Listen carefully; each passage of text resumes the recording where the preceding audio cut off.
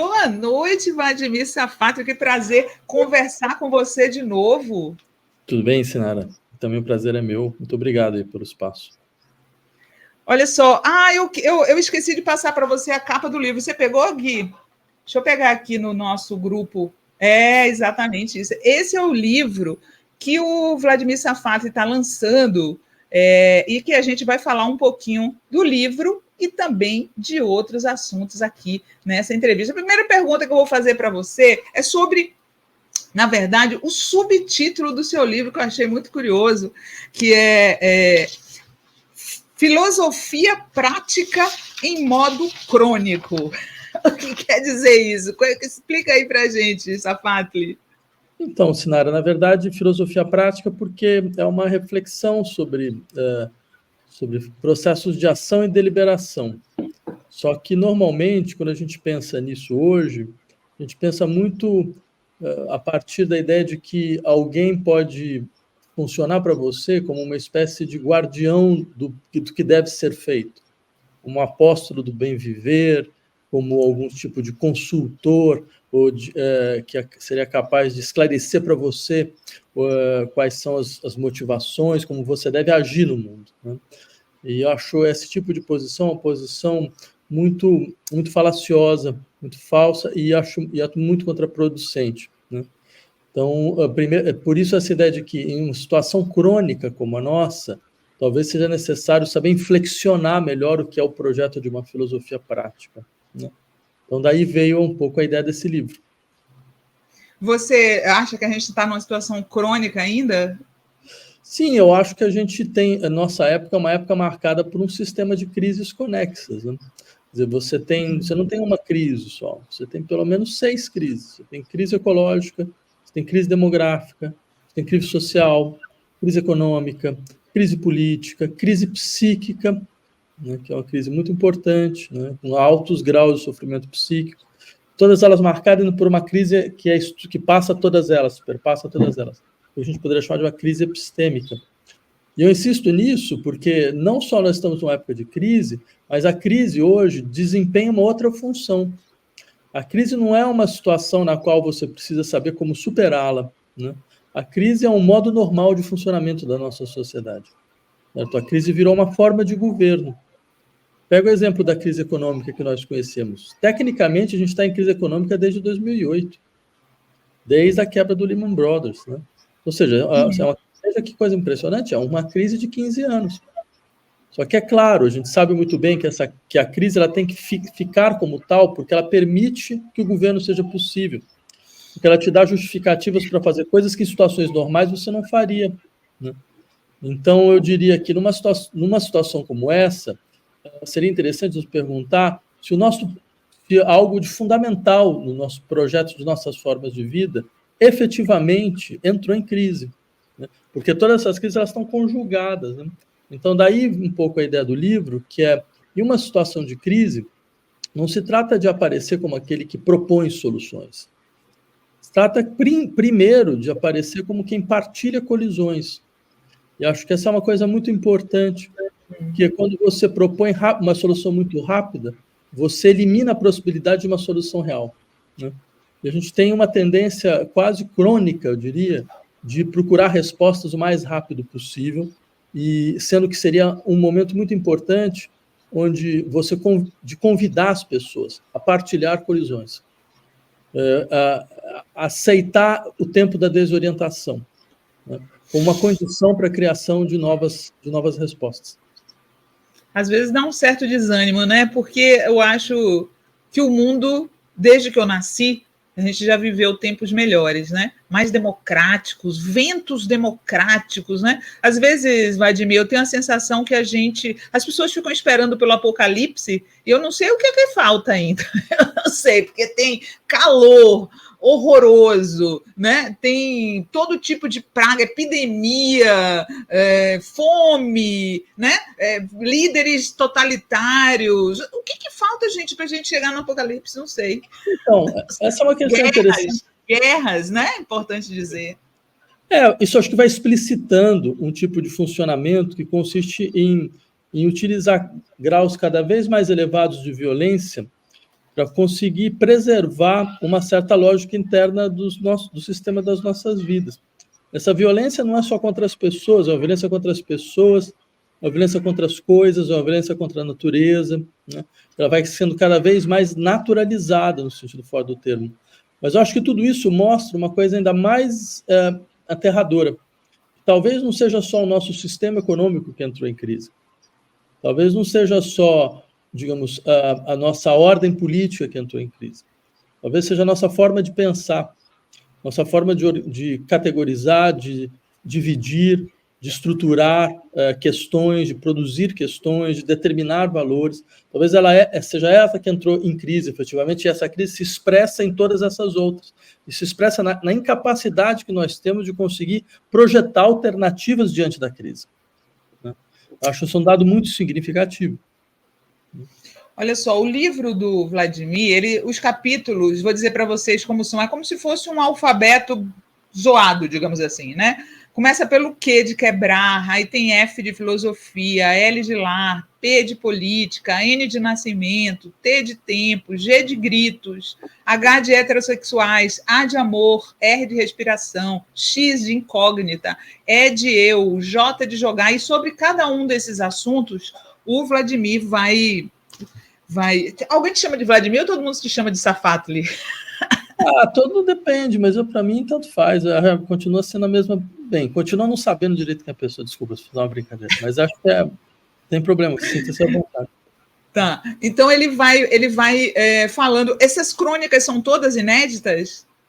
Algumas tiveram a sua primeira versão publicada em certos veículos que eu escrevia, como Folha de São Paulo, Eu País, a revista Cult, mas em todas elas eu retrabalhei, né, para que ele pudesse constituir uma certa unidade, mas muitas são inéditas, né? E aí eu queria comentar o verbete filosofia, tá? No verbete filosofia, você fala, você dá uma definição que às vezes você pensa que a filosofia é fazer o pensamento sangrar, né? E eu queria te fazer uma provocação. Você não acha que no Brasil banalizaram um pouco o termo filósofo? Né? Olavo de Carvalho é filósofo, Pondé é filósofo, Joel Pinheiro se diz filósofo. Parece que essas pessoas se autodenominam filósofos, né? Eu acho assim, estudar filosofia faz de alguém filósofo, gente. Eu acho um pouco arrogante a pessoa se autodenominar filósofo, você não acha? Então, é uma questão engraçada, eu diria um problema parecido a alguém se autodenominar poeta, né? Quer dizer, não é muito diferente, porque assim, vincular o exercício da filosofia a uma formação específica também não é totalmente correto. Nós temos casos na história da filosofia que pessoas não tiveram a formação acadêmica, ou não tiveram o horizonte acadêmico a partir do século XIX, que é quando o filósofo se transforma numa espécie de funcionário público, ele é o professor da universidade, né? Isso é uma coisa recente, isso você tem, antes do século XIX, a grande maioria dos filósofos não tem nenhuma atuação na universidade, né? Então, ou seja, vincular seria complicado. Mas eu acho que essas pessoas, elas aproveitam o fato que é mais ou menos o seguinte. Criou-se no Brasil essa ideia de que o Brasil era um país de um pensamento frouxo, desfibrado, né? Era um país onde você não tinha, digamos, consolidações muito claras de tradições, das que a gente poderia, então, olhar para trás e ver que existia uma história da filosofia no século XIX, no século XVIII, por aí vai. Então, a própria formação da filosofia universitária brasileira, ela partiu dessa ideia. Isso quem tem uma função muito grande nisso é a Universidade de São Paulo. A partir dos anos 30, a gente veio com essa ideia de que não, filosofia é outra coisa. É um trabalho rigoroso com os textos que a gente aprende na universidade, não existia nada parecido disso no Brasil, certo? E nem tem como existir, porque, na verdade, o que a gente tem para fazer são professores de filosofia. Então, o que acontece, por exemplo, um sujeito como Olavo de Carvalho é muito engraçado, porque tem um lado, de todos os absurdos que ele fala, tem um lado que valia a pena pensar mesmo. Porque ele falava, olha, nenhuma dessas pessoas se vê como filósofo. Meus professores, eles não aceitavam ser chamados de filósofo. Mesmo que eles eram filósofos da mais alta qualidade. Bento Prado Júnior, por exemplo, Janotti, Marilena, todos eles nunca aceitaram ser professores, eles só aceitavam ser professores de filosofia, né? Uma certa humildade que eu achava problemática. Então, o que acontece? Alguém que está fora da universidade dizia, de fato, eles têm razão, não existe filósofo no Brasil, porque a universidade não vai produzir filósofos. Né? Então, quem somos filósofos somos nós. Né? Então, eles conseguiram, pelo menos, mostrar uma coisa importante. Existia um desejo de filosofia no país, e que a universidade não estava sabendo responder.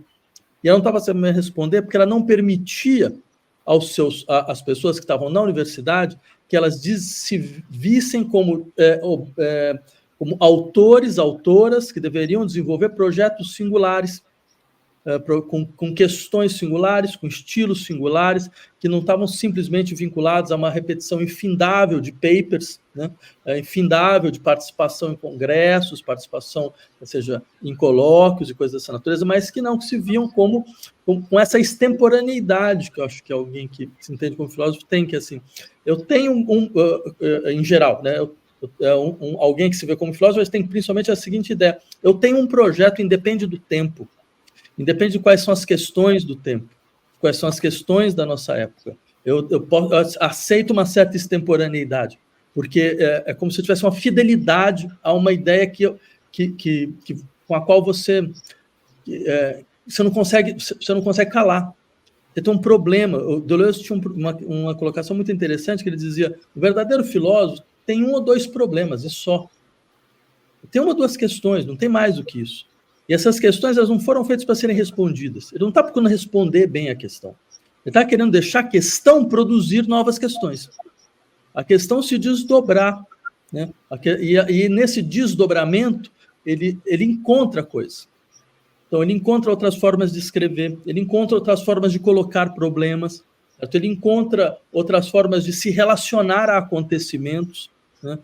Porque, é claro, as pessoas acham que filosofia é um exercício abstrato, mas não tem nada de mais concreto, porque é impossível você pensar sem permitir a ressonância de acontecimentos, seja ele no campo das artes, seja no campo da ciência, seja no campo da política. É isso que produz experiências de pensamento, mesmo que você não perceba imediatamente.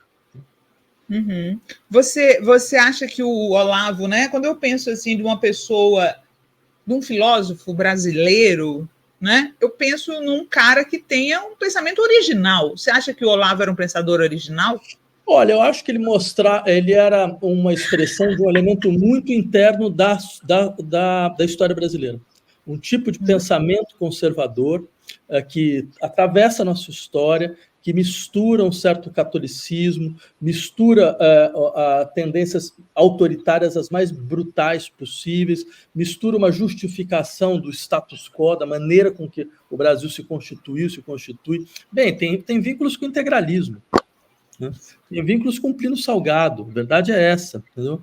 Tem desdobramentos clássicos, mas acho que é um dado importante, porque eu nunca fui do sujeito que ridicularizava isso, porque mesmo que, assim, se eu começar a falar os absurdos que ele falava, pegando o texto que eu escrevia, assim, a gente poderia continuar a nossa entrevista só falando sobre isso, mas porque para mim era um dado muito, muito evidente. A gente tem uma tendência a negligenciar a força do pensamento conservador no Brasil, né? E eu diria, a tradição desse pensamento. Subestimar, né? Subestimar. Por exemplo, um sujeito esse parecia que ele tinha aparecido como uma aberração. Ele não é uma aberração. Ele é a norma no Brasil. Ele é a regra, né? Eu poderia falar Olavo de Carvalho, Miguel Reale, Paulo Francis, até José Miguel Melchior, por mais que as pessoas falem José Miguel Melchior ele tinha outro nível mais ou menos, né? Vai ver como ele despachava o pensamento da época, o pensamento estruturalista, o pensamento da Escola de Frankfurt, de maneira completamente brutal, né? O Foucault, tem um livro, Foucault, livros de cátedra, o livro é ilegível, não tem o que fazer com aquilo, né? É uma peça de propaganda, no pior sentido, não é nem uma crítica no sentido estruturado. Então, ou seja, eu diria, há uma tradição muito forte, e esse pensamento ele tem força de intervenção na opinião pública, ele produz leitores, certo? E a gente não sabe como lidar com ele. A gente sequer o estuda, o que é um problema. Oliveiros Ferreira, quer dizer, você tem uma tradição enorme. Uhum. É. Mas olha só, outra coisa que eu pensei quando eu li o seu verbete foi, você também pergunta, né? De onde veio a filosofia? Eu queria te perguntar se você concorda com Caetano quando ele diz que só é possível filosofar em alemão, ou você acha que isso é um pensamento colonizado? Não, acho que ele falava isso em outro contexto, outro tom. Não acho que ele estava tomando isso ao pé da letra, efetivamente, né? Acho que ele tem um lado irônico nisso que ele está descrevendo. Agora, eu acho assim, eu coloquei essa questão para dizer, essa é uma questão ruim, de onde a filosofia veio, né? Porque dá muito a impressão, se a gente começa a colocar essa questão, de que não, ela veio da Grécia, teve um milagre grego, aconteceu alguma coisa que não aconteceu em nenhum outro lugar, entendeu? As pessoas começaram a pensar racionalmente, certo? Em todas as outras áreas do mundo, se pensava através de mitos. Tinha uma intervenção muito grande do pensamento mítico, e as ações sociais, no sentido mais amplo do termo, mas aí com os gregos aparece então não só a razão, mas a razão como forma de vida, a orientação racional, aparece a democracia, aparece a autonomia, aparece a liberdade. Então, e claro, bem, quem é o legatário dessa tradição grega é a Europa. Então, em última instância, a liberdade, a autonomia, o pensamento racional seria um grande presente que a Europa teria dado ao mundo, certo? Só que esse raciocínio tem uma série de problemas. Um deles é que ele é completamente falso, né? Ele é completamente equivocado, por uma série de razões. A primeira delas é que essa compreensão de que você tem em todas as outras esferas, todas as outras formas sociais, apenas alguma coisa que seria degradada, sem potencial racional de argumentação, essa potencial racional de dar e receber razões, isso é completamente falso, né? Por mais que a filosofia tenha um nome grego, isso não significa que o que ela representa principalmente a capacidade de operar criticamente sobre si mesmo, né? Operar criticamente sobre os valores que constituem o seu tempo, os valores que constituem a sua sociedade, os valores que constituem nós, como enunciadores, né? Imaginar que outras formas sociais não conheciam essa capacidade de se pensar criticamente, de se reorientar criticamente, isso sim é uma operação colonial absurda. Eu lembraria, isso até falo no livro, que eu acho um exemplo muito interessante, que foi trazido por um antropólogo chamado David Graeber, né? Num belíssimo livro que chama O Começo de Tudo. Ele diz mais ou menos o seguinte: olha que coisa interessante. Os europeus, quando descobrem, né, quando invadem a América, né, então eles vão paulatinamente ter um problema sério a resolver do ponto de vista filosófico. Porque, bem, você tem missões católicas que começam a tentar colonizar os povos ameríndios, e boa parte dessas missões voltam para a Europa com uma notícia aterradora. E a notícia aterradora não era o canibalismo que esses povos teriam, não eram os comportamentos bárbaros sexuais que eles teriam. A notícia aterradora é que esses povos tinham uma capacidade de argumentação maior do que um europeu médio da época. Os textos dos padres jesuítas da época são muito claros nesse sentido. Por quê? Porque você tinha estruturas de chefia sem poder. É o famoso, por exemplo, as tribos brasileiras têm muito isso, né? O chefe da tribo, ele não é aquele que preserva o poder nas suas mãos. A sua função não é legislar, a sua função é outra, só em situações de guerra, que aí isso efetivamente muda. Mas o que você tem o chefe precisa a todo momento argumentar com a tribo para a tribo segui-lo. Então é muito interessante esses relatos dos jesuítas, que eles falavam, mas ninguém segue a autoridade nessas tribos. Os filhos não respeitam os pais, a não ser se eles quiserem, certo? A tribo não respeita o chefe, a não ser se ela for convencida. Ou seja, em última instância, essas sociedades eram sociedades de argumentação racional. Percebe? Essa foi a consequência que esse antropólogo tirou, que é uma consequência muito interessante. Então, que os europeus têm um problema, eles vão ter que falar o seguinte: então, se essas pessoas são mais livres do que nós, porque em todas as suas relações sociais são baseadas em argumentação, como é que a gente justifica as nossas instituições? Como é que a gente vai justificar, então, o fato que a gente tem, que as nossas instituições seriam instituições que garantem segurança e liberdade, né? Então, você tem uma série de mitologias da filosofia política que vão ser criadas para dar conta desse problema antropológico, de uma certa forma. Mas isso mostra um elemento muito interessante. Poucos foram os filósofos que realmente conseguiram pensar isso de maneira consequente. Um dos raríssimos da época é o Montaigne. Né? Ou, por acaso, é o sujeito que inventa toda uma forma de falar de si que nunca existiu. Ele que inventa os ensaios. Né? Que a ideia do ensaio tinha basicamente essa ideia que ainda hoje a palavra ressoa em português. É uma tentativa. Ele inventa a perspectiva, ele inventa a escrita perspectivista. Né? Essa perspectiva essa ideia de o que é um eu. É algo frágil que está entre várias perspectivas e que traz esse relativismo das suas perspectivas para a sua escrita. Sim. Você sabe que outro assunto que eu queria fazer uma provocação contigo, que também é um verbete do livro e que tem me feito pensar muito ultimamente, é o verbete do amor, né? Do amor. Olha só, eu sempre na minha vida toda achei super lindo o amor. Eu sempre achei o amor lindo, gente, mas eu confesso para você, Vladimir, para quem está assistindo a gente, que eu tenho pensado que essa história de amor... Depois eu andei lendo também Marcuse, né? Eu andei lendo Marcuse sobre a questão do sexo e tudo, e eu confesso a vocês que eu ando meio achando que o amor é uma invenção de Hollywood. Você acha que o amor existe mesmo ou é inventado?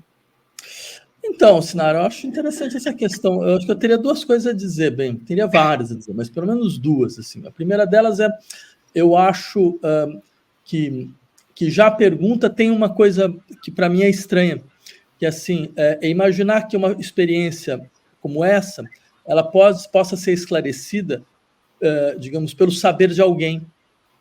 Talvez fosse interessante a gente, porque, é claro, na nossa época, existem vários que vão falar para você o que você está fazendo nas suas relações amorosas, o que você está fazendo de errado, como amar de maneira melhor, né, coisas dessa natureza, por que você se auto-sabota nas suas relações, e todo esse tipo de coisa. Eu acho que é o setor mais disciplinar da nossa vida, né, mais disciplinar, como se tivesse alguém que efetivamente poderia explicar para você como é que você deveria amar de maneira correta. Né? Então, acho que já começa uma questão interessante. Seria importante nós destituirmos todos aqueles que, de uma certa forma, procuram se colocar neste lugar. Né? Não porque a experiência não exista, mas talvez porque, para que essa experiência possa existir, não é possível existir alguém que se vê como autorizado a ocupar o lugar de quem chega para o outro e fala se ama da maneira errada. Não é assim. Isso o sofrimento que você está produzindo não é desnecessário. Então, acho que já tem primeiro esse lado. Outra coisa a gente é legatário de uma série de dicotomias, que na verdade são dicotomias morais e teológicas que se naturalizaram de uma forma tão impressionante. Por exemplo, algumas pessoas que leram o livro me falaram, que coisa engraçada esse verbete, porque você fala sobre sexo quando você fala sobre amor. É verdade. Aí eu falei, não, mas a ideia era essa mesmo. Era uma maneira de dizer, a nossa sociedade ela tem um problema patológico por imaginar que é possível fazer distinções entre sexo, amor, paixão, enamoramento e coisas dessa natureza. Talvez aí tenha um problema, muito mais do que uma solução. Talvez tenha uma herança de um certo princípio teológico, da divisão entre a ágape e desejo, sabe, entre o corpo e a mente, que aparece, então, nessa ideia. Não, mas uma coisa é você me tratar como objeto, outra coisa é você realmente estar interessado no meu ser enquanto tal. Né? Então, talvez fosse uma maneira interessante de começar aceitando, então, que nós chegamos numa época onde acho que o seu mal-estar que você expressou, ele é algo muito valioso, porque acho que isso mostra, a gente chegou numa época, a gente falou, não, chega desse discurso. Chega de virarem para mim e falar, olha, é assim, tá vendo? Olha o modelo, está vendo como é que é o modelo? Ah, mas eu não consigo realizar um modelo, né? Então eu devo ter um problema. Então, se tem um problema, procura um analista, ele vai te falar que você tem problema na sua estrutura pessoal, na sua vida, na sua vida familiar, por isso que você está fazendo todas essas bobagens. Quer dizer, claro que isso é uma estrutura disciplinar da pior possível. e que, inclusive, impede, destrói as pessoas de conseguirem saber lidar com as singularidades dos seus afetos, das suas relações afetivas, dos seus processos de escolha. Então, uma das coisas que eu quis dizer, olha, talvez um dos problemas é esse, é imaginar que você possa fazer uma distinção entre sexo e amor, por exemplo. Uhum. Acaba que o que eu estou me referindo é uma coisa que aprisiona muito, né? Aprisiona muito, principalmente a mulher, né? Essa história de cria muitas ilusões, joga as mulheres em relacionamentos abusivos, às vezes, toda essa, vou usar um termo aqui bem chulo, essa mela cuequice do cinema romântico de Hollywood, sabe? Eu acho que ela cria muitas ilusões na cabeça das pessoas, sinceramente. Pode ser, e principalmente ela impede que você consiga ter experiências efetivamente singulares. Com reais, né? Com todas as contradições que essas experiências têm, com todas as colisões que essas experiências têm, impede que as pessoas saibam lidar com essas contradições. Porque se você fica com uma ideia muito, digamos, padronizada, né, do que deve ser uma relação, então é claro que você não vai conseguir realizar absolutamente nada. Tudo na tua relação vai parecer um fracasso. E você não consegue pensar esse fracasso não como um fracasso, mas como uma tentativa importante, como um ensaio para conseguir criar alguma coisa que vai ser difícil, claro, porque você tem corpos com ritmos diferentes, com histórias diferentes, e pode ser provisório. Mas eu diria, o que para mim é mais interessante é perceber como as pessoas elas ficam desmunidas. Todo esse processo nos impede, na verdade, de ter capacidade de lidar com situações concretas. Né? E as situações concretas principais são as situações que envolvem a maneira com que cada um procura singularmente produzir o seu modo de circuito de afetos. Sim. Mudando de amor para política, você foi candidato, né? Na última eleição, você quase foi eleito, né? Ficou suplente, mas no seu livro eu senti que você fala com uma certa melancolia dessa experiência, né? Você fala uma hora que você se emocionou muito no último ato de campanha. Você pretende se candidatar novamente a cargo público? Não, acho assim, todo mundo faz uma loucura na vida. Essa foi a minha. Mas é uma vez só, né? Mas eu talvez discorde um pouco de você. Se passou essa impressão, é porque talvez eu não tenha escrito bem. Mas a ideia não é que isso não me deixou uma experiência melancólica. Muito pelo contrário, né? Acho que me deixou. Eu até tentei trazer isso. Quer dizer, são as descobertas, os contatos que você tem em situações como essa, né? Mas o que eu acho, talvez tenha só do melancólico, é que eu acho que o campo político ele se retraiu de uma forma tão brutal nesses últimos 10 anos, né? Isso não é só no Brasil, mundialmente. Isso acho que tem muito a ver com o colapso da esquerda, né? Algo que eu falo já faz um tempo, que eu acho que a esquerda mundial entrou em colapso. E seria importante a gente assumir isso de uma vez, certo? Como uma condição para conseguir sair dessa situação, né? E acho que uma das expressões máximas desse colapso é uma retração da nossa capacidade de enunciação. Não é Você acha que ainda estamos em colapso, nesse colapso atualmente? Sim, eu acho que a gente está, eu diria até muito mais brutal, brutal. Né? E eu digo não só no Brasil, acho que mundialmente, né? Por uma razão muito simples, porque a esquerda se tornou no partido da ordem, né? No caso brasileiro, eu acho exemplar. Quer dizer, a gente tem um sistema. Bem, quem são nossos aliados? O Supremo Tribunal Federal, o Alexandre de Moraes. A gente deveria parar para pensar como é que a gente chegou nesse grau, entendeu? Quer dizer, aqui que a gente faz, defender instituições, Deus me livre, o dia que vocês me botaram para defender instituições, eu mudo de emprego. Quer dizer, instituições que funcionam mal, que são parte do problema, não são parte da solução, nunca foram. Certo? São parte de uma estrutura oligárquica que é constituinte do país, né? O que faz? Mas não tem como fazer diferente. Por quê? Porque você tem uma extrema-direita muito forte. Bem, a extrema-direita talvez esteja muito forte exatamente porque a gente não consegue fazer outra coisa a não ser isso. Porque talvez eles conseguiram entender uma coisa que, bem, o sistema de pactos da democracia liberal entrou em colapso. Nem os defensores da democracia liberal conseguem defendê-la. Veja o caso da França, que interessante. Você tem lá um governo, Macron, que era assim, o defensor da democracia liberal. Foi ele que destruiu a democracia liberal na França, de uma vez por todas. Por exemplo, um país que passa uma reforma da Previdência por decreto-lei está dizendo que o Congresso está lá de brincadeira, não tem nenhuma função.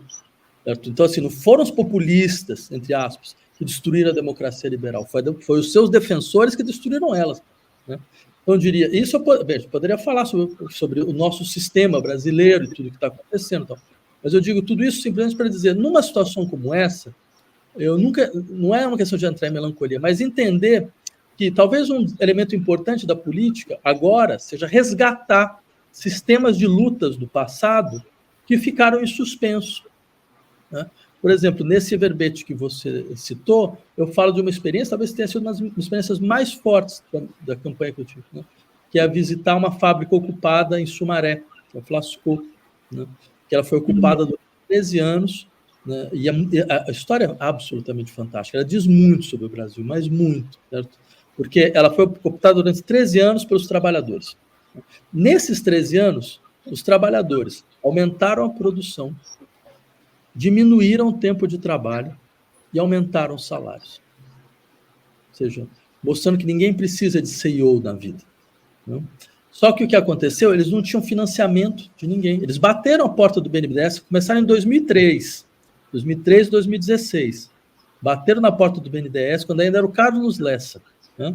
Não, vamos fazer um estudo, vamos ver e vamos fazer um financiamento. Bateram 1, 2 vezes, 3 vezes. Na 4ª vez, bateram no Palácio do Planalto, o Palácio do Planalto falou, isso não é uma prioridade nossa. E assim, me desculpe, mas eu queria entender que governo de esquerda é esse, onde a autogestão da classe trabalhadora não é uma prioridade. Eu não consigo entender. Não tem nenhuma justificativa nesse sentido. Certo? Quer dizer, e eu acho que o que é interessante, eles continuaram, só que aí veio o Bolsonaro, né, o Bolsonaro cortou, o governo então cortou a energia, então eles ficaram com a fábrica abandonada, mas eles não saíram da fábrica. Eles continuaram lá, até hoje, eles estão lá até hoje. Né? Que legal! A despeito, mas sem conseguir produzir. E é claro, aí numa situação melancólica, uma situação triste, sabe por que essas lutas foram feitas, onde a gente chegou. Mas quando a gente foi fazer a discussão, apareceu vários operários e também uma filha de operário. E a filha do operário fez uma testemunha, foi uma coisa absolutamente inacreditável.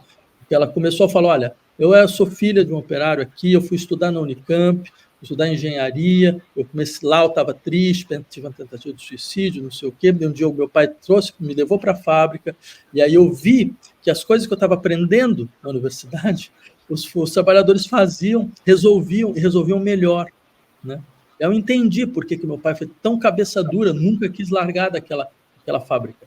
Porque é como se ele falasse, eu nunca mais vou me submeter a pessoas que acham que têm um direito de mando natural sobre mim. Agora eu vou gerir a minha própria produção. Né? Então, ou seja, imaginar que uma experiência como essa, ela é limitada, eu sei, a gente vai ganhar eleição fazendo esse tipo de coisa. Mas tinha na Iugoslávia, né? Pois tinha na Iugoslávia. Mas ela tem uma força enorme, que é a força de lembrar, nós deixamos para trás alguma coisa que não poderia ter ficado para trás. Mas caiu muito o nível do debate, né? Olha o João Matos falando, gente do céu, imaginem só o Vladimir tendo que debater com Bananinha ou a Nicole. Mas tá lá o pastor Henrique, a Erika Hilton, todos estão lá. Bananinha Eduardo, né? O filho do Bolsonaro. Né? Exato.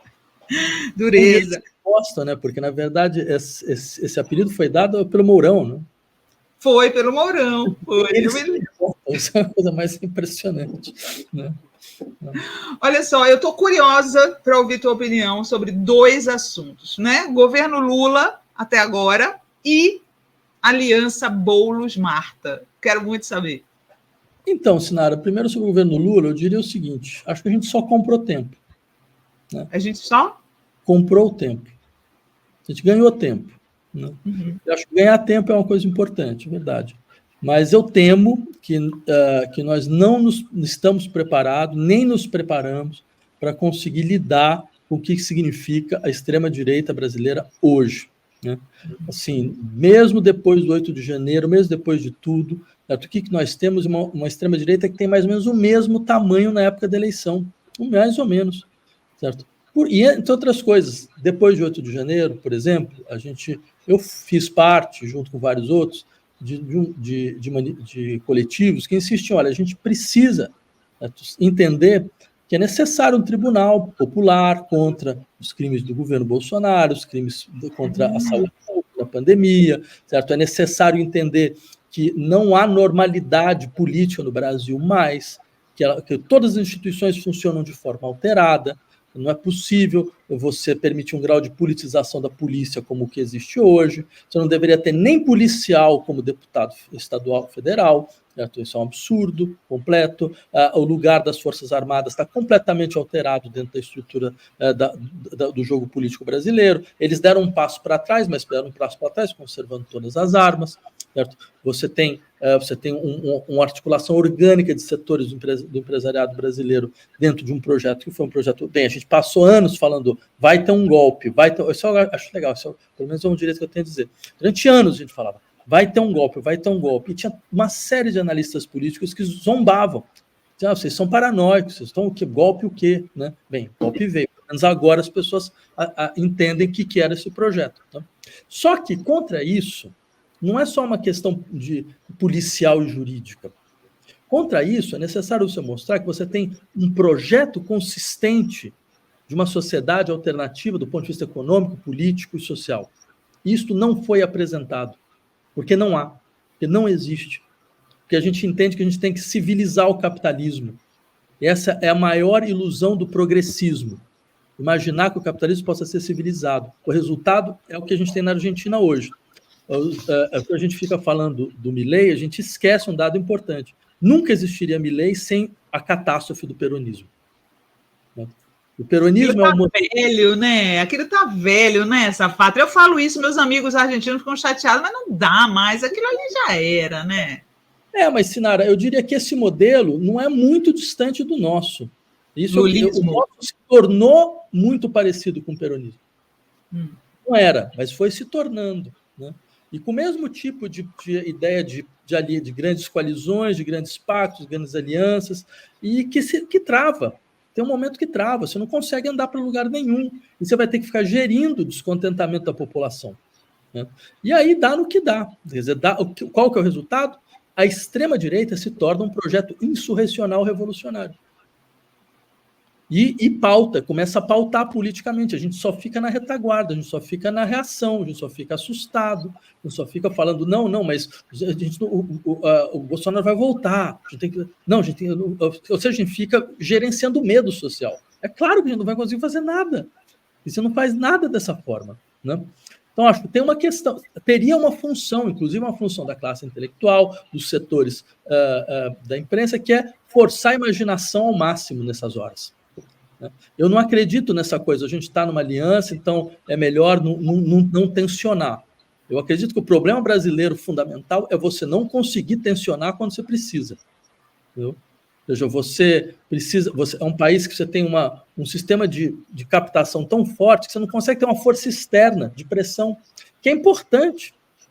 É importante. Desde o início eu falava, olha, até para você defender o governo, você precisa ser independente do governo. Você precisa ser uma força externa, porque isso obriga o processo a levar em conta forças exteriores. A única força exterior é a direita, o que ele vai fazer? Ele vai tentar se adaptar à direita. É o centrão, então ele se adapta ao centrão. Né? Então, acho que a gente está numa situação onde você percebe economicamente um processo de concentração cada vez mais brutal.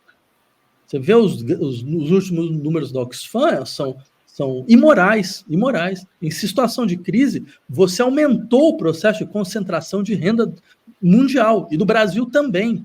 Ou seja, e essa concentração ela é feita com um aumento exponencial da violência social, da violência do Estado, da violência das polícias, certo? Da criminalização das opiniões políticas, certo? Tudo isso entra nesse jogo. Então, a esquerda precisa ter muito mais audácia do que ela está tendo hoje. E se ela não tiver, ela vai perder o seu lugar histórico. Essa é a primeira questão. A segunda questão, sobre a aliança do Boulos e da Marta, bem, no fundo eles são bem parecidos, entendeu? E eu acho natural. Meu Deus, em que sentido? Não, mas no sentido de que, bem, a Marta não fez um mau governo. Né? Não. Fez um mau governo. Certo? Foi uma ótima prefeita, né? Estou falando que eu acho diferente, mas...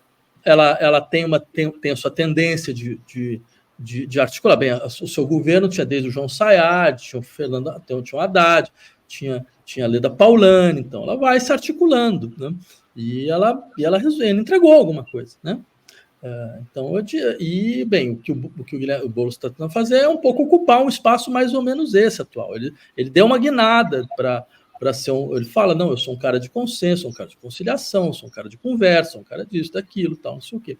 Então, eu vejo como natural, no final das contas. Vai funcionar, você acha, eleitoralmente?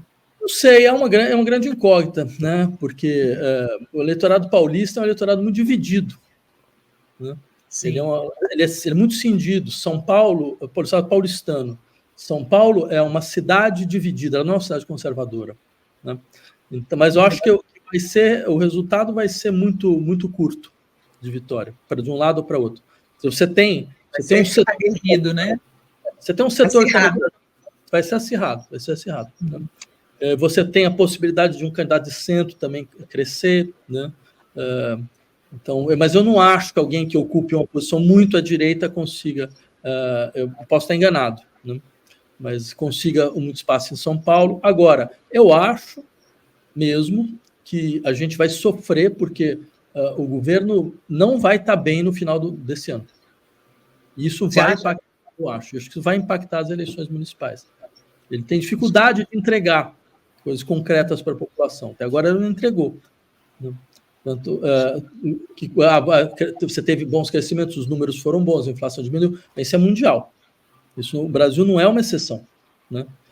Tudo bem, foi feito de maneira mais ou menos competente nesse sentido, só que o problema é que você teve um grau de descapitalização das classes mais desfavorecidas, você teve um grau de empobrecimento, você teve uma destruição dos direitos trabalhistas de ordem tal que depois de um ano, quando você tem força, você nem impõe, nem mostra um projeto de revisão da reforma trabalhista. Cadê? Eu não vi, ninguém viu, né? Um projeto que leva em conta que você tem 8 milhões de pessoas trabalhando em Uber nesse país, né? E essas pessoas elas estão submetidas a uma situação de subemprego. Certo? Não só subemprego, é um sistema medieval. Se você adoece, se seu carro quebra, você não tem para onde ir, porque você não tem seguro-saúde, você tem previdência, você não tem 13º, você não tem férias, você não tem nada. Como é que você deixa essas pessoas nessa situação? A gente está defendendo a classe trabalhadora, não é? Então, essa é a pior de todas as classes trabalhadoras. Você não tem um projeto de falar, não, essas pessoas são funcionários, eles são empregados, né? Mas claro, você vai falar, mas os próprios funcionários não gostariam disso, é porque eles não querem perder rendimento. Agora, você pode obrigar, sim, as empresas a subvencionarem esse processo. É uma luta? É uma luta. Elas podem ir embora? Elas podem ir embora. Certo? Agora, também, mas faz parte do jogo a chantagem, né? Uhum, sim. Então, não é possível que você não tensione esse processo. Deixa eu só esclarecer aqui, porque o Nivaldo Pereira está dizendo, ele está velho, foi isso que disse a âncora assinar ou se trata de um etarismo? Não, gente, eu estou falando do peronismo que é velho, não falei do Lula, tá? Eu falei do peronismo. Para mim, eu assim, na minha opinião, o peronismo, essas coisas, sabe, já eram.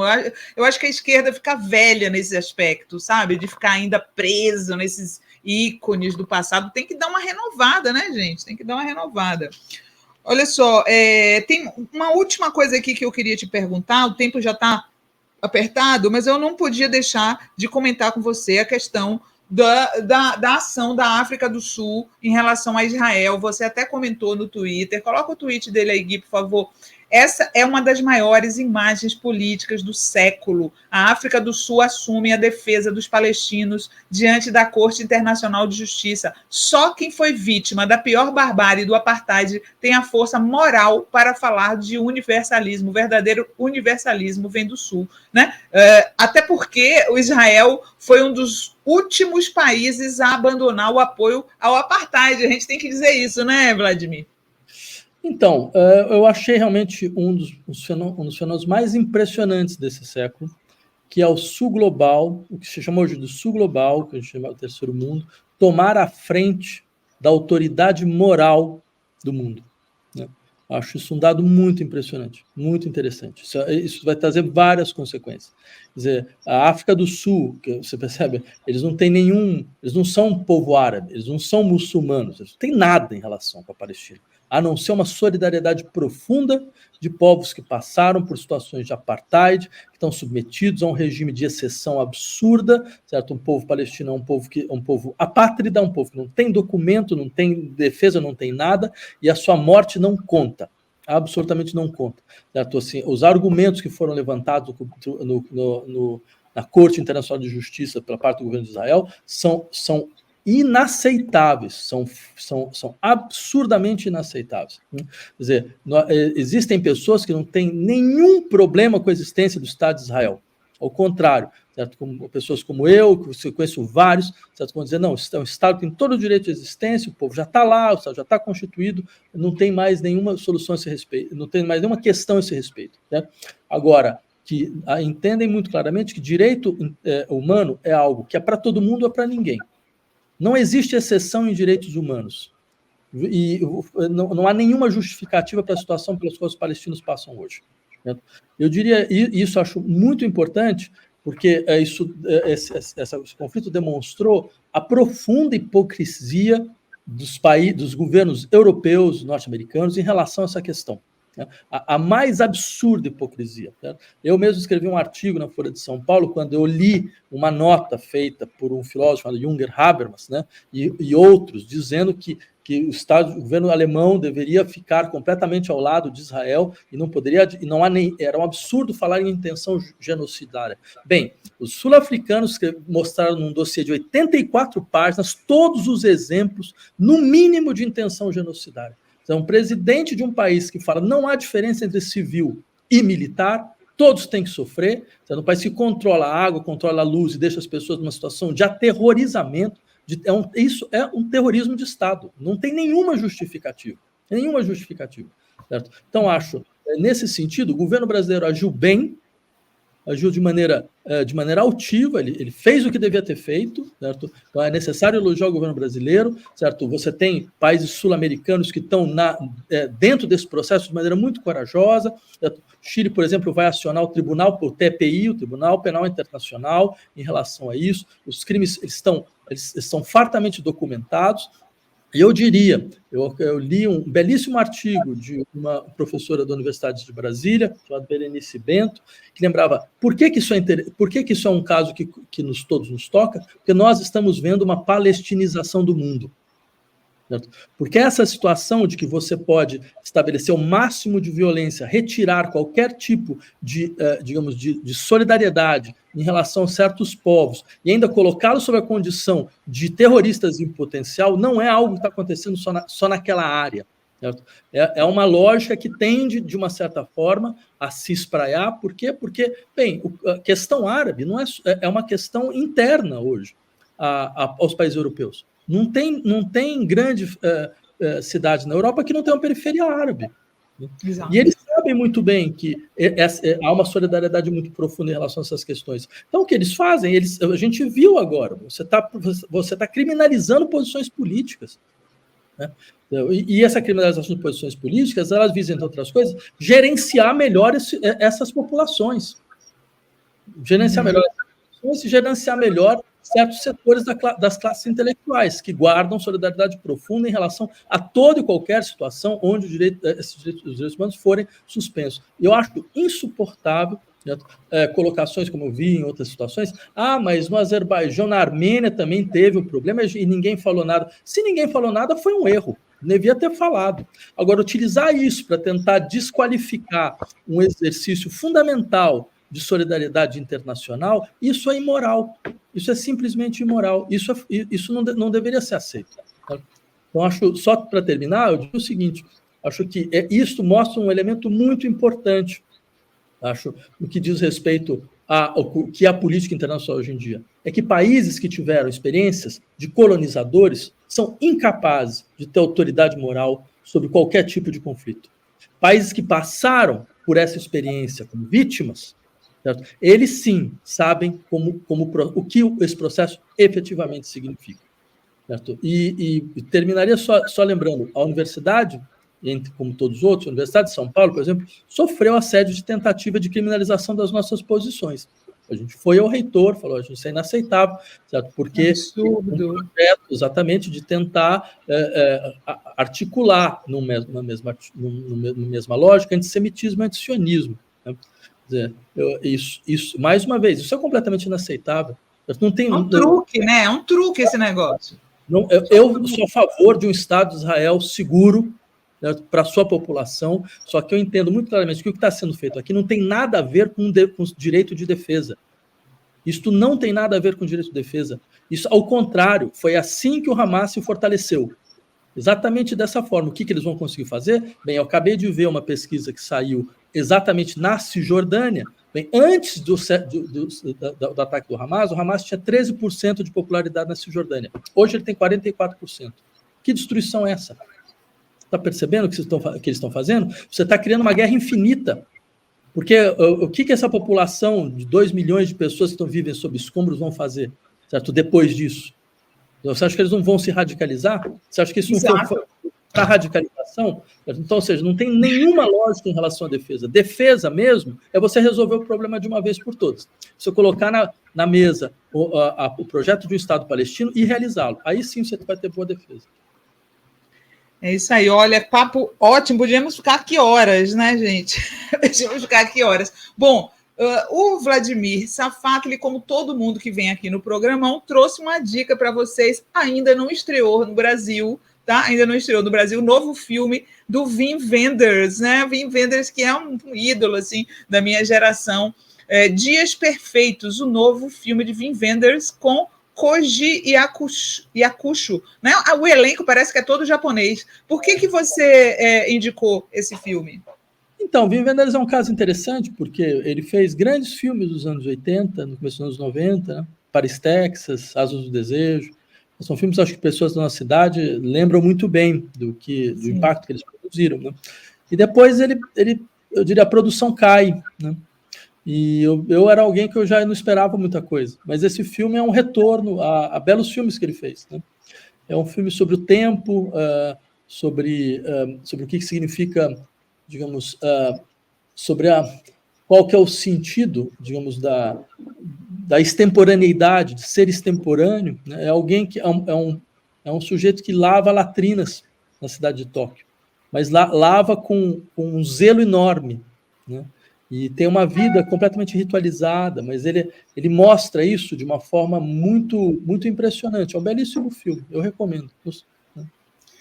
Bom, gente, olha, foi um prazer enorme aqui conversar com o Vladimir Safatli, escritor, músico. Aliás, hoje eu estava vendo que ele está aí com um single novo que ele lançou com a eu peguei e anotei aqui o nome dela, Fabiana Lian, que se chama O Pastor, muito curiosamente, por conta do assunto principal da live aqui, e a gente veio conversar a respeito do novo livro dele, Filosofia, Alfabeto das Colisões. Coloca aí, por favor, Gui, a capa.